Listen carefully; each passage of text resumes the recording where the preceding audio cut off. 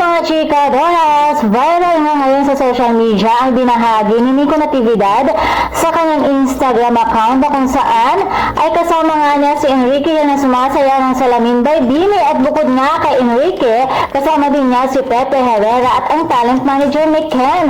Madami naman ang natuwa at nasiyahan sa kanilang performance. Sila ay nakiuso at hindi rin nagpahuli na sumayaw ng Salamin by Bini. Kaya naman diba, ang daming natuwa at ang daming nakakamiss kay Enrique Hill na sumayaw. At syempre madami rin mga celebrities ang napareact dito. Kabilang na si Miss Marian Rivera. Halatang nasiyahan at natuwa sa kanilang performance at ang kanyang asawang si Dingdong Dantes na napai.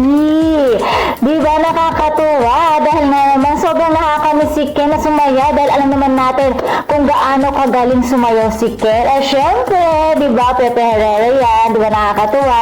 Nico Natividad hindi rin nagpahulat. Ang talent manager ni Ken, ang cute nilang tignan. Kaya naman umakot na ito ng million views. Grabe naman yan. So matagal na din kasi hindi natin nakikita mag-perform si Ken kaya sobrang nakakamiss. Diba talagang nag-iisang Enrique Hill, ang lakas talaga pa rin ng charisma. Diba mga chikadoras?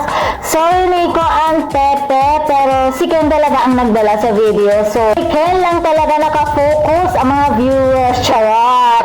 Ayan na nga mga chikadoras. And for more stories update, please don't forget to like, share, and subscribe my channel.